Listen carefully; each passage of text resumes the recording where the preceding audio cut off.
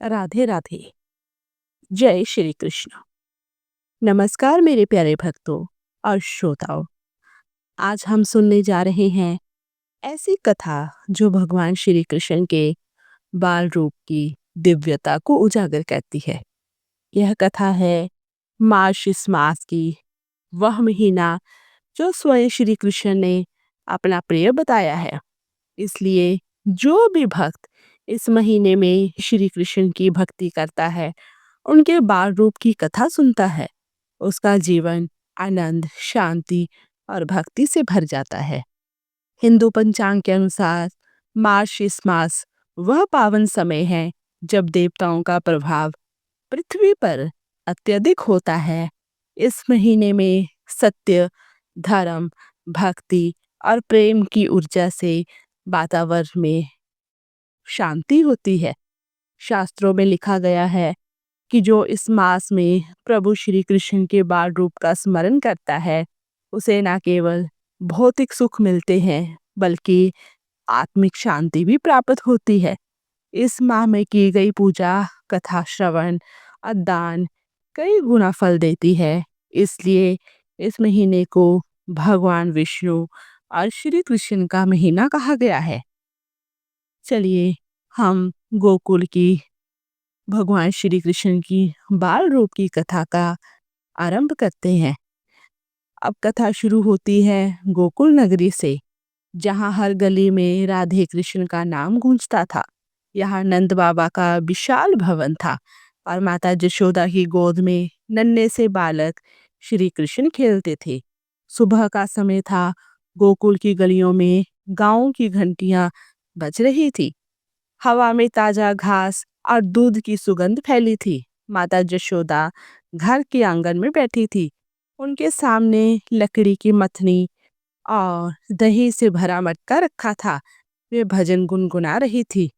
गोविंद बोलो, हरि गोपाल बोलो, राधे बोलो, गोविंद बोलो। इसी समय नन्हे कान्हा धीरे धीरे उनके पास आए। उनकी आंखों में चमक थी, मुस्कान में ममता। कृष्ण बाल रूप में कितने सुंदर लगते थे। उनके सिर पर मोर पंख, शरीर पर पीतांबर और गले में बनमाला थी। उनके छोटे छोटे पाँवों की पायल जब बजती तो पूरी गोकुल नगरी मुस्कुरा उठती थी। कभी वे मिट्टी उठाकर खाने लगते, कभी गाय के बछड़ों को गले लगाते, कभी ग्वाल बालों के साथ खेलते, तो कभी यशोदा मैया की गोद में सो जाते। उनकी शरारतें देखकर माता यशोदा कभी हंसती और कभी नाराज होती। एक दिन की बात है, माता यशोदा हवन के लिए दूध मथ रही थी। आंगन में सूरज की किरणें चमक रही थी। कृष्ण पास आकर बोले, मैया मुझे भूख लगी है, थोड़ा माखन दो ना। यशोदा मैया, लाल अभी नहीं, पहले मैं दही मथ लूं फिर दूंगी। कृष्ण जी मुंह बनाकर बोले, आप इस बार हर बार ऐसा ही कहती हो, अब मैं खुद ही ले लूंगा। यशोदा मुस्कुरा दी और उन्हें लगा यह बालपन की मस्ती है। लेकिन जैसे ही वह अंदर गई, श्री कृष्ण ने अपने दोस्तों को बुला लिया। अरे सुभल, श्री दामा, मनसुखा आओ, माखन मिल गया है। सभी बालक देखकर दौड़कर आए। सबने मिलकर मटके से माखन निकाला, थोड़ा खुद खाया, थोड़ा बंदरों को खिलाया। पूरा आंगन हंसी से गूंज उठा। जब यशोदा मैया लौटी तो देखा माखन गायब, मटके खाली, दीवारों पर सफेद निशान। यशोदा मैया को गुस्सा आया और पर श्री कृष्ण की मासूमियत। यशोदा ने पुकारा, कन्हैया तू कहाँ है? कृष्ण धीरे से कोने से झांकने लगे, आंखों में माखन की चमक, होठों पर मुस्कान। यशोदा ने पकड़ लिया और बोली, अरे लल्ला, तूने माखन चुराया? कृष्ण बोले, मैया मैंने नहीं चुराया। यशोदा, तो ये माखन तेरे मुंह पर कैसे? कृष्ण, मैया ये तो बिल्ली ने खाया, उसने मुझ पर फेंक दिया। यशोदा ने हंसते हुए कहा, अब तो मैं तुम्हें बांध कर रखूंगी ताकि फिर शरारत ना कर सके। कृष्ण जी भागने लगे। उनके पाँवों की पायल छनक रही थी, उनके बाल उमड़ रहे थे और आंगन में प्रेम का तूफान चल रहा था। तो ये रही हमारी पहली कथा। इसके बाद हम जो दामोदर लीला है उसको आरंभ करते हैं।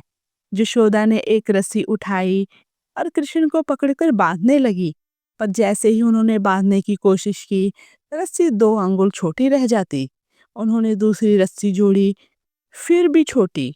यशोदा थक गई, पसीना बहने लगा, आंसू निकलने लगे।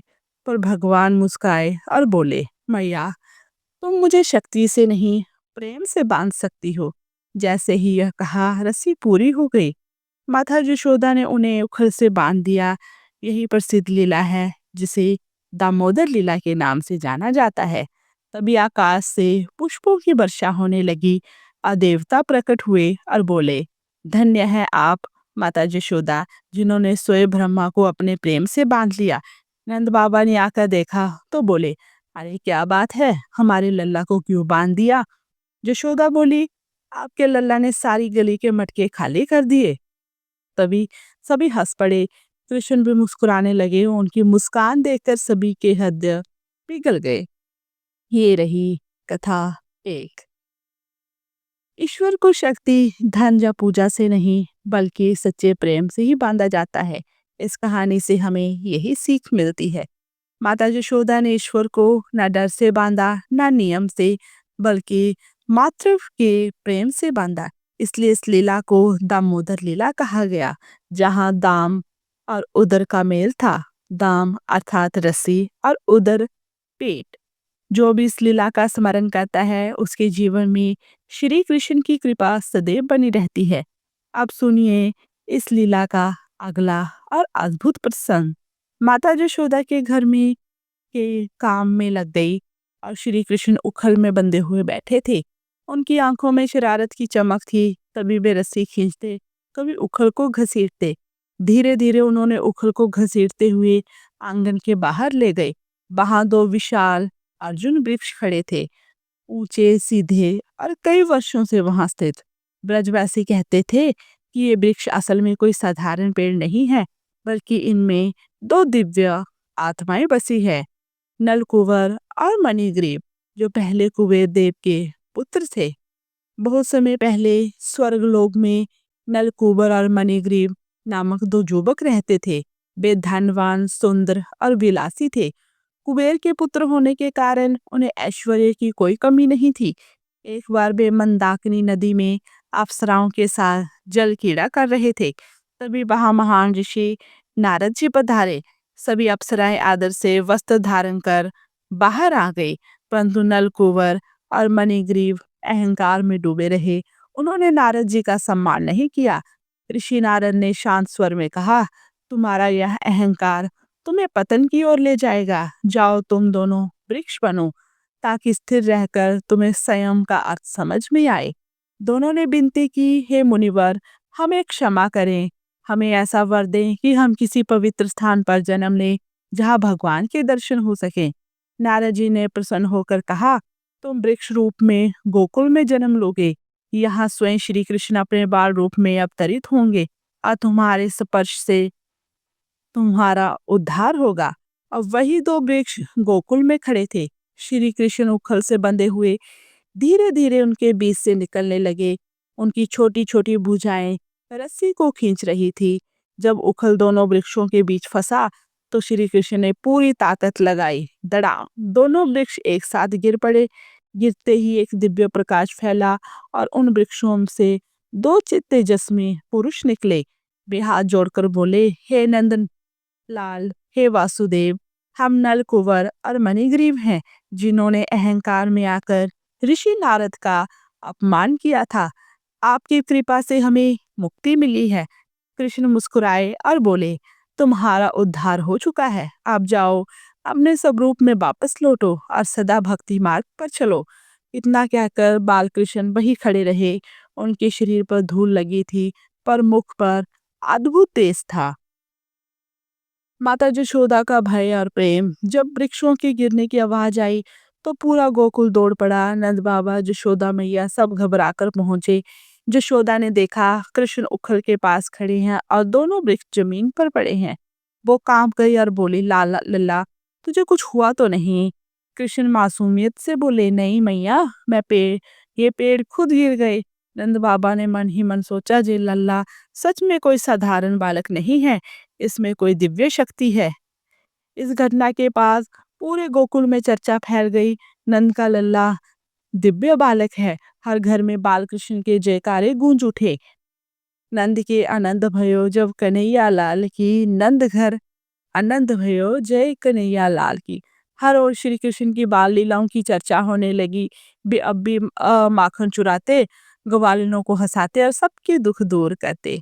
शास्त्रों में कहा गया है कि जो व्यक्ति मार्गशीर्ष मास में श्री कृष्ण की बाल लीलाओं का स्मरण करता है, वह संसारिक दुखों से मुक्त होता है। माँ अर्थात जो मार्गशीर्ष मास में श्री हरि की पूजा तथा कथा करता है, वह अपने सभी इच्छित फल प्राप्त करता है और अंत में विष्णु लोक को जाता है। इस पूरी कथा का सबसे बड़ा संदेश है ईश्वर का प्रेम सबसे बड़ा बंधन है। माता यशोदा ने ईश्वर को न डर से न तपस्या से बल्कि प्रेम से बांधा। माखन चोरी की लीला हमें सिखाती है ईश्वर को दान नहीं भावना चाहिए। दामोदर लीला बताती है कि जब प्रेम सच्चा हो तो भगवान स्वयं बन जाते हैं। और वृक्ष उद्धार की कथा यह सिखाती है कि भगवान के संपर्क में आने से कोई भी जीव मुक्त हो सकता है। मार्गशीर्ष मास में प्रतिदिन सुबह उठकर श्री कृष्ण का नाम जपना चाहिए। गोविंद गोविंद हरे कृष्णा, ओम नमो भगवते वासुदेवाय, इन मंत्रों का जाप करना चाहिए। उन आप सभी जानते हैं कि श्री कृष्ण जिनके सिर पर मोर पंख, हाथ में माखन और मुस्कुराता हुआ चेहरा है, यदि संभव हो तो प्रत्येक गुरुवार या एकादशी को बाल कृष्ण को माखन मिश्री का भोग लगाएं। इससे घर में सुख शांति धन समृद्धि और प्रेम बड़ा रहता है।